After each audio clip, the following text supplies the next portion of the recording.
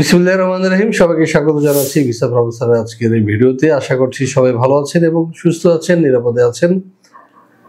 আপনাদের দোয়া এবং মহান রব্বুল আলামিনের অশেষ মেহেরবানিতে আমরা ভালো আছি। দর্শক, আজকে আমরা আলোচনা করব ইউরোপের নতুন ডেস্টিনেশন ক্রোয়েশিয়া নিয়ে। হ্যাঁ দর্শক, আপনারা কিভাবে ক্রোয়েশিয়া যাবেন এবং কারা যেতে পারবেন, কত টাকা খরচ হবে এবং কি কি কাগজপত্র লাগবে সবিস্তারে তুলে ধরবো আজকের এই ভিডিওতে। সাথেই থাকুন।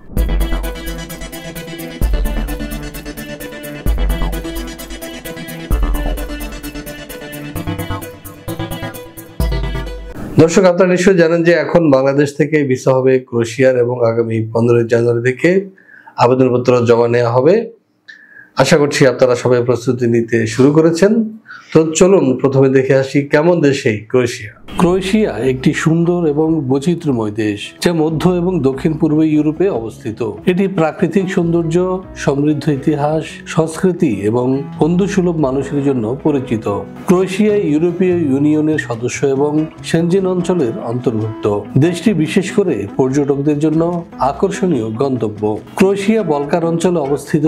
দেশটির উত্তর পশ্চিমে স্লোভেনিয়া, উত্তরে হাঙ্গেরি, পূর্বে সার্বিয়া এবং বসনিয়া ও হার্জেগোভিনা এবং দক্ষিণ পশ্চিমে অ্যাড্রিয়াটিক সাগর। এর রাজধানী জাগ্রেব। ক্রোয়েশিয়ার আয়তন প্রায় 56,594 বর্গ কিলোমিটার। জনসংখ্যা 2023 সালের আদমশুমারি অনুযায়ী প্রায় 40 লাখ। 1991 সালে দেশটি স্বাধীন হয়। ক্রোয়েশিয়ার সরকারি ভাষা ক্রোয়েশিয়ান, তবে পর্যটন এলাকায় ইংরেজি ব্যাপকভাবে প্রচলিত।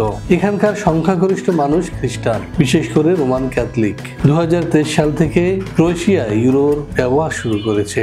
এখানকার জনসাধারণ সহজ, আরামপ্রিয় এবং অতিথি পরায়ণ। দর্শক, আমরা দেখে আসলাম কেমন দেশ এই ক্রোয়েশিয়া। এবার আমরা যেটি জানার চেষ্টা করবো সেটি হচ্ছে যে ক্রোয়েশিয়া গেলে আপনি বেতন ভাতা কি পাবেন বা কি কি সুযোগ সুবিধা রয়েছে। চলুন দেখে আসি আরো একটি প্রতিবেদন। ক্রোয়েশিয়ায় বেতন ভাতা ও অন্যান্য সুযোগ সুবিধা কেমন। কাজের ধরন অনুযায়ী ক্রোয়েশিয়ায় মাসিক বেতন সাধারণত 700 থেকে 1200 ইউরোর মধ্যে হয়ে থাকে। পর্যটন বা মৌসুমী কাজের ক্ষেত্রে পাওয়া যায় অতিরিক্ত টিপস বা বোনাস। সাধারণত সপ্তাহে সোমবার থেকে শুক্রবার এই 5 দিন কাজ করতে হয় ক্রোয়েশিয়ায়। সপ্তাহে মোট 40 ঘন্টা কাজ করার নিয়ম রয়েছে এখানে। তবে পর্যটন, কৃষি এবং অন্যান্য খাতে মৌসুমী কাজ বা শিফট ভিত্তিক কাজের ক্ষেত্রে 6 দিন পর্যন্ত কাজ করতে হতে পারে। শ্রমিকরা যদি ওভারটাইম করেন তবে আইন অনুযায়ী তা অতিরিক্ত মজুরি দিয়ে পূরণ করতে হয়। ওভারটাইমের হার সাধারণত নিয়মিত বেতনের তুলনায় 20 থেকে 100% বেশি হয়ে থাকে। ক্রোয়েশিয়ায় প্রবাসী অদক্ষ শ্রমিকদের মাসিক বেতন সাধারণত 700 থেকে 900 ইউরো হয়ে থাকে, যেমন কৃষি, ক্লিনিং কিংবা সাধারণ কোনো কারখানার কাজ। অন্যদিকে দক্ষ শ্রমিকদের বেতন 1200 থেকে 1800 ইউরোর মধ্যে। এছাড়া যারা রাজমিস্ত্রি, প্লাম্বার, ইলেকট্রিশিয়ান, ড্রাইভার ইত্যাদি কাজ করবেন তাদের বেতন 2000 ইউরোর মতো। অন্যদিকে যারা আইটি প্রফেশনাল কিংবা স্বাস্থ্য সেবা খাতে যাবেন তাদের বেতন ভাতা তারও বেশি। ক্রোয়েশিয়ায় পর্যটন মৌসুমে অর্থাৎ গ্রীষ্মকালে হোটেল বা রেস্তোরাঁয় কাজ করলে মাসিক বেতন পাবেন 900 থেকে 1200 ইউরোর মধ্যে। এর সাথে যোগ হতে পারে টিপস বা ওভারটাইম। এছাড়াও এদেশে রয়েছে ঘন্টা ভিত্তিক কাজের ব্যবস্থা, যেখানে প্রতি ঘন্টায় একজন শ্রমিক পাবেন 4 থেকে 6 ইউরো। সাধারণত কারখানা বা কৃষি ক্ষেত্রে এ ধরনের মজুরি প্রচলিত। এখানকার বেশিরভাগ কোম্পানি তাদের শ্রমিকদের জন্য বিনামূল্যে আবাসনের ব্যবস্থা করে থাকে। কিছু ক্ষেত্রে কর্মীদের হোস্টেল বা শেয়ার্ড অ্যাপার্টমেন্টে রাখা হয়। নির্মাণ, কৃষি এবং হোটেল খাতে কাজ করলে সাধারণত খাবারের সুবিধা দেওয়া হয়, যেখানে দিনে 1 বা 2 বেলা বিনামূল্যে খাবার প্রদান করা হয়ে থাকে। এছাড়াও যারা ক্রোয়েশিয়ার স্বাস্থ্য খাতে কাজ পাবেন তাদেরকে সংশ্লিষ্ট কোম্পানি স্বাস্থ্য বীমা প্রদান করে থাকে।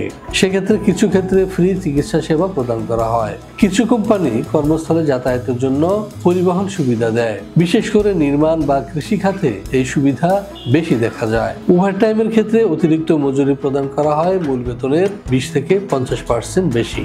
এছাড়াও রয়েছে বাৎসরিক ছুটি, প্রভিডেন্ট ফান্ড বা অবসর ভাতার পাশাপাশি কর্মীদের প্রশিক্ষণের সুযোগ। দীর্ঘমেয়াদী কাজের ভিত্তিতে রেসিডেন্ট পারমিটের সুবিধা দেওয়া হয়। সাধারণত জাগ্রেব, ডুব্রোভনিকের মতো শহরে তুলনামূলকভাবে বেশি বেতন পাওয়া যায়। সাধারণ বেতন ইউরোপের অন্যান্য দেশের তুলনায় কিছুটা কম হলেও অধিকাংশ মৌসুমী এবং অদক্ষ কাজের ক্ষেত্রে থাকা এবং খাওয়ার সুবিধা ভালো। হ্যাঁ দর্শক, আমরা দেখে আসলাম কি কি কাজ রয়েছে ক্রোয়েশিয়া এবং কত টাকা বেতন ভাতা হবে।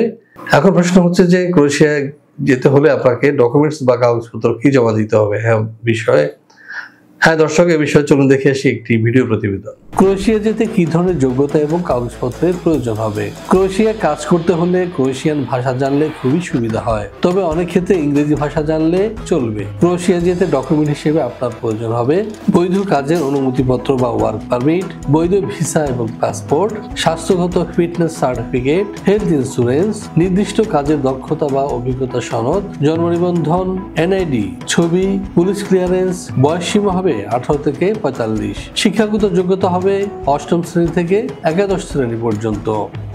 দর্শক, আমরা দেখে আসলাম কি কি ডকুমেন্ট লাগবে ক্রোয়েশিয়া যেতে। আপনাকে জানিয়ে রাখি, আপনাকে শুরুতে কিন্তু পুলিশ ক্লিয়ারেন্স লাগবে, যেটি বাংলাদেশের পররাষ্ট্র মন্ত্রণালয় এবং ক্রোয়েশিয়ার ইন্ডিয়ান এম্বাসি থেকে অ্যাটাস্টেড করতে হবে।